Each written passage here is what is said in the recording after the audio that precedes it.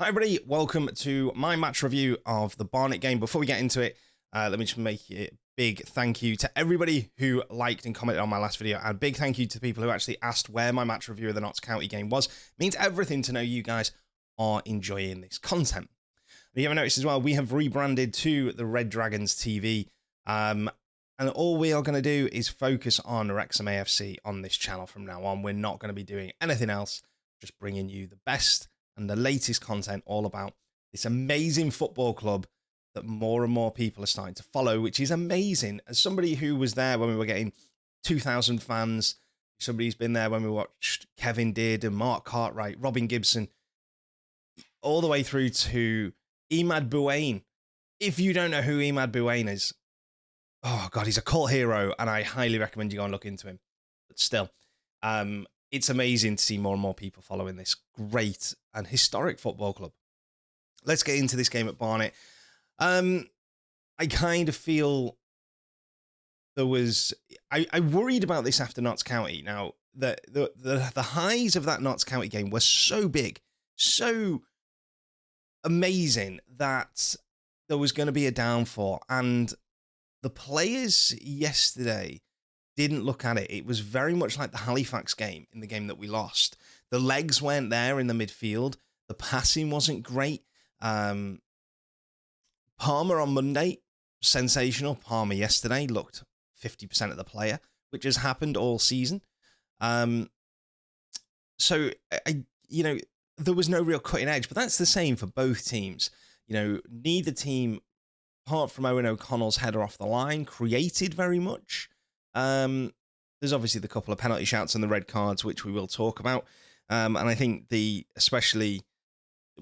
red cards kind of overshadow what the game was, which was a hard-fought battle between two teams. But, that is much of a muchness, isn't it? So let's have a look at the game in as a whole. Like I said, Jacob Mendy didn't play. He had a hamstring injury, which meant Callum McFadzean came back in. He hasn't played for a while now. And I just don't know. I mean, Mendy going backwards, Mendy defending worries me. McFadzean defending doesn't worry me as much. But I think because we play with wing-backs, we have to sacrifice the wing-backs' ability in defensively to get the most out of them attackingly. Ryan Barnet isn't the best defensively, but going forward, he is one of the best on the pitch. And I think that is where that sacrifice has to be made. It's very similar if you look at Liverpool with Trent Alexander-Arnold. When things were going right for Liverpool, they could sacrifice Trent's ability to defend because of his ability to go forward. And Wrexham are very similar in the way that we will sacrifice our wing-backs' ability defensively to get more out of them going forward. And we definitely do that with both Mendy and Ryan Barnet. But yesterday, it was just... I think defensively we were very good, but going forward we were poor. Let's have a look at the red cards. The McFadzean one first. Now, I said at the time on Twitter it's a red card, and I stand by it being a red card. And the reason for that is that he leaves his foot in. And for anybody saying he doesn't, I would ask you do you really think he couldn't just lift his leg up? Because he drags his foot along the floor to make the contact. And I know what he's trying to do. He's trying to dislodge the ball in the hope the ref doesn't think the goalie's got it under control. But it's stupid. It's right at the start of the second half. It means we've got to play 45 minutes with 10 men. It's a stupid mistake from an experienced player, and that is what is really disappointing. McFadzean is a very experienced player, but that's kind of by the by, and we move on. What I will say is about the red card is how Smith, Barnet's number 30, didn't just even get talking to by the referee, because McFadzean gets sent off and Smith is trying to incite him, and you can see it's gamesmanship to an element, to a degree. He's walking around waving at him and everything like that, and I understand that is gamesmanship and I completely appreciate that. What I didn't like is when he started pulling his hair. That then becomes a physical issue, and if McFadzean reacts and starts a brawl, McFadzean there's a bigger punishment. That the referee has to see that. He has to see that. But even after that, I thought, they didn't really create that much going forward. I thought we were solid defensively. I thought there were a couple of penalty shouts for both teams. I've said this on Twitter, and do you know what?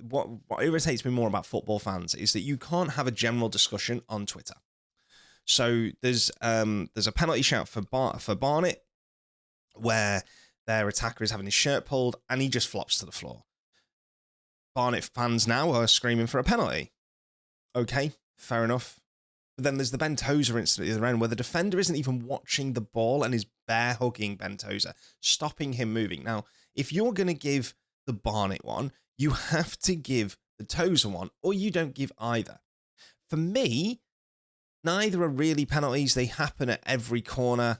And the argument I had with the Barnet fan this morning, before recording this video, is if Paul Mullin goes down like your lad there, you're screaming it's not a penalty. So, either be consistent or shut up. Essentially, that is the way I put it to him. Is either be consistent or be quiet, because all you're doing is showing that you can't be objective. Be biased during the game. I completely get that, and I am very biased while the game's going on. But let's be honest, when we look back on things, we should be able to be objective, especially when we're adults.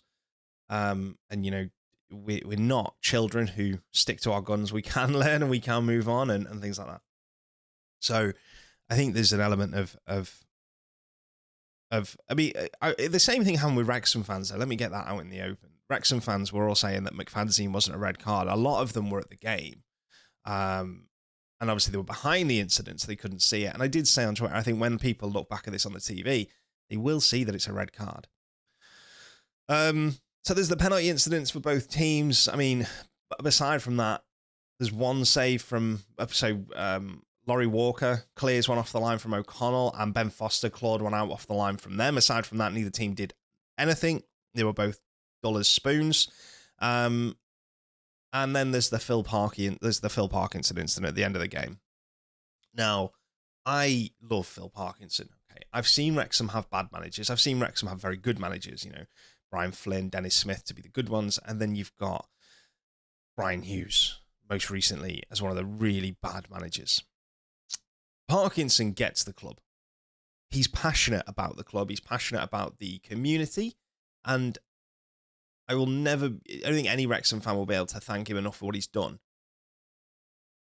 But as the manager, you've got to be level-headed. You've got to be above reacting to players.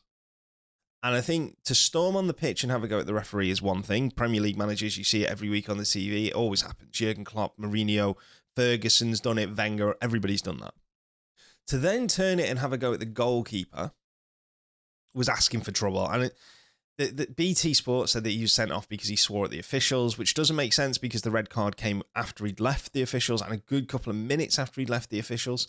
So I think it's because he's gone to the goalkeeper, at which point one of their defenders gets physical with him.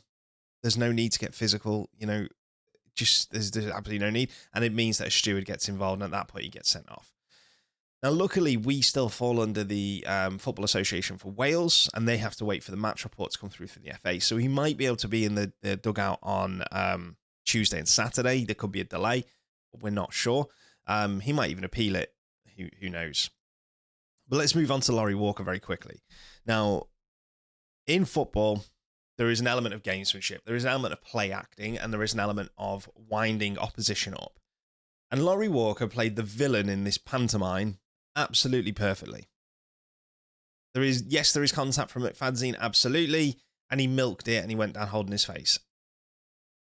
Now, I don't mind that. And the reason I don't mind it is because if it was Ben Foster doing it, or Paul Mullin, or Elliot Lee, I wouldn't care. So I'm not going to mind it when an opposition player does it. What I don't like, I mean, there's the glowing kisses to the fans after the game where the fans are giving him abuse as well. I don't mind that. I've always said, and I will always believe this, if football fans are going to abuse a player, the player can give it back. There's lines. There are lines. You can't swear and things like that. And you can't do the Eric Cantona Kung Fu kick. But he's blowing kisses to the fans because they're all on abuse at him. he's loving it, and it's his personality, and it very much came across in yesterday's game, and it came across in the interview afterwards. What I don't think was clever from him is to put out certain tweets, which I will put up here right now, about saying how he was acting and trying to get in, and not only that, but sending messages to our owners, who came back with great tweets of their own, obviously. But, you know, there are elements, do what you need to do in the 90 minutes. Completely agree. But when you get after the game, don't be an idiot. Don't be tweeting stuff that then, and the best thing is he deleted his first tweet, which I've put up. And Mark Creighton, who is a Wrexham legend, and he still loves the club, has actually gone in on him and said, well, there's only you who can delete your tweet, so why are you acting like it was deleted by somebody else? And he's right. He realises he's made a mistake. He realises he's made himself look a bit of a tit, and he's decided to try and cover that up. Well, unfortunately, mate, you can't cover that up. You do just look an absolute idiot. But anyway, it wasn't a great game. There's not really much analysis you can go into on this one because it was poor all round. But it doesn't change it for us. We needed 7 points from 4 games before yesterday. We now need 6 points from 3 games. And we play Yeovil, who are in complete disarray on Tuesday night. And then we go to Boreham Wood and then Torquay. Now, ideally, we have 2 home games. We're never going to get a better chance to get this league over the line next Saturday than these 2 home games. Going to Torquay, the last game of the season, will be difficult because Torquay could still stay up. Yeovil need 9 points from 3 games. They've got to beat us, so they're going to come out to try and win, which will open up the game for us, I think. So really confident about Tuesday night. I think Yeovil will come at us, they'll try and win the game, and that will leave gaps for Mullin. I would actually play Dolby up front. I think Cannon and Lee will be key. And then you've got Boreham Wood on Saturday, which I think will be a very tough game, but again, it's winnable. At home, we're one of the best teams in the league. We're one of the best teams in the league anyway. But at home, I think, we're different at home than we are away. And at home, we are the best team in the league. The racecourse is a fortress and it doesn't look like being penetrated anytime soon.